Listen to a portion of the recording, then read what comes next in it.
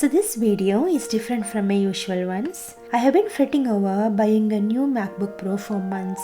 So I thought I will share my story and why I decided to go for a MacBook despite being a forever Windows user, the spec I chose, why I went for a refurbished laptop, and how I like it so far. Hope it will help someone who is also thinking of getting a new MacBook.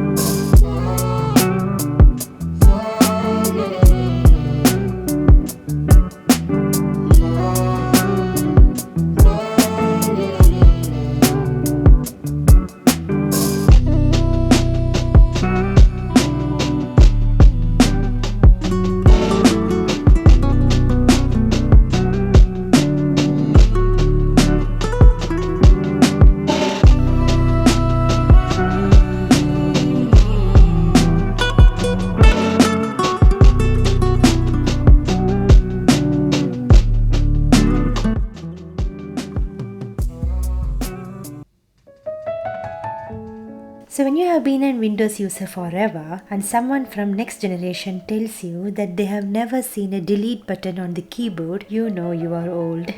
The maximum I have spent on a Windows laptop was £300, and that is including 1 year subscription of antivirus software and MS Office. When I hear people say that they got their Apple laptop for £1,000, I wondered, why do people do that? Mac users have said they have been using their laptop for over 8 years and it is still working fine. But they also use their laptops only for browsing and watching YouTube. I used my Windows laptops for the same purpose, but I have replaced them 4 to 5 times in 10 years. I lost them to virus attacks, sudden slow performance, and one day they would decide they will not boot up.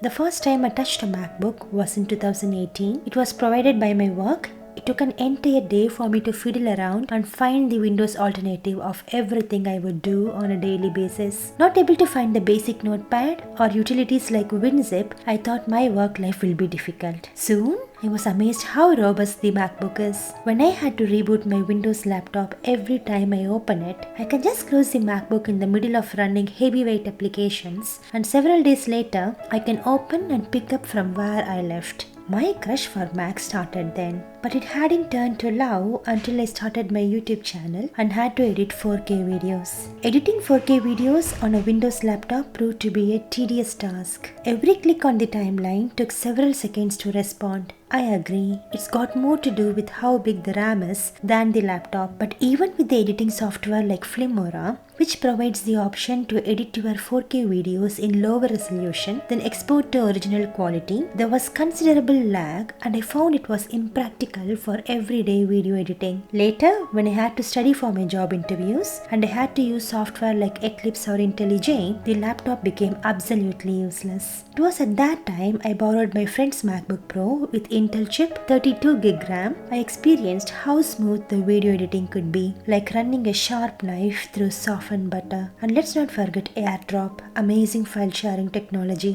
I can easily send the video footages from my iPhone to MacBook without hunting for correct cables. Then I knew my future is with MacBook.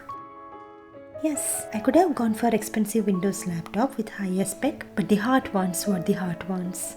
Just kidding. After losing several laptops in 10 years, I wasn't so sure the practical difficulties I had with Windows would have been eliminated in more expensive models. Besides, the AppleCare support was very tempting and I felt reassured. Now that I have decided I am buying a MacBook, I started researching which spec to go for. It was surprising how frequent the Apple upgrades are released, and more shocking that once a new upgrade is released, the older versions are not available to buy through the Apple website. Considering the basic model MacBook Pro is more than 4 times costlier than what I had usually paid for laptops before, it was a hard pill to swallow that the spec of the basic model will not cater to my needs. The 8GB unified memory will not be sufficient to the heavy processing that 4K video editing requires. I am also in the process of developing developing iOS Android apps, no way the software like Xcode or Android Studio will cope up. At least that's what I learned from the research. So I went for the base model of 14-inch M1 MacBook Pro instead of the 13-inch. And again, I waited long enough for them to go off the market when Apple announced the release of M2 Pro. By this time, I was so desperate for the MacBook. I wasn't sure I had it in me to start my research fresh on M2 Pro. So I took a leap and went for a refurbished laptop. The advantages of getting a refurbished laptop: I paid £400 lesser than if I'm to buy a new one, with all the warranty and Apple Care terms of a new MacBook. One gloomy Thursday evening, after having a tired, terrible day where nothing went right, I ordered the refurbished 14-inch M1 MacBook Pro, and it arrived the very next day.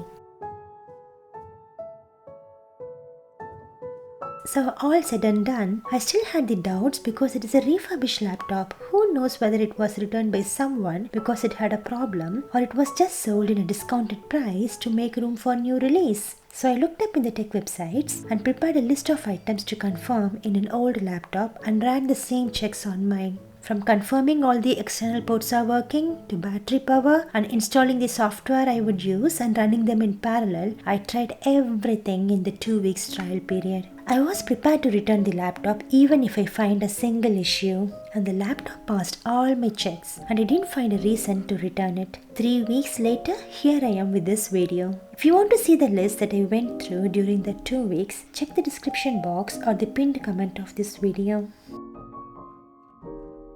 So, do I have any regrets?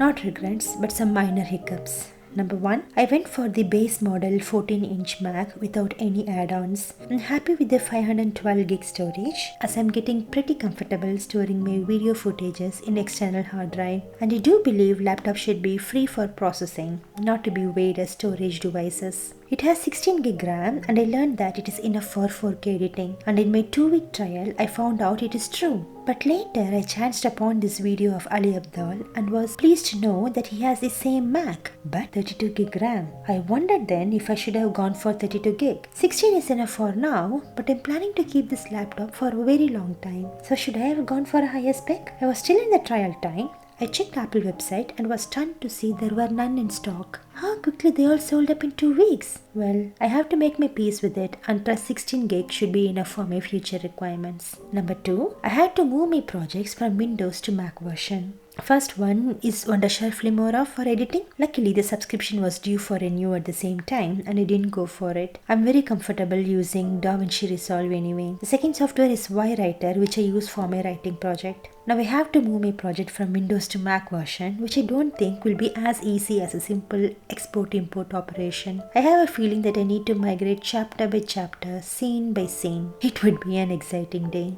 Number 3, of all the subscriptions, MS Office will be a hard one. The active MS Office subscription will only work with Windows and it is quite expensive. Number 4, I keep reading antivirus software is not necessary for Apple devices, but I also came across some articles that it is not true anymore. It will be an additional purchase which I will dare not skip if my research proves it is necessary. There you go. This is the story of me finally getting my own MacBook. I will make another video, say in 6 months, to share if the laptop still serves the money's worth. Hope you found this video helpful. See you all soon in the next one.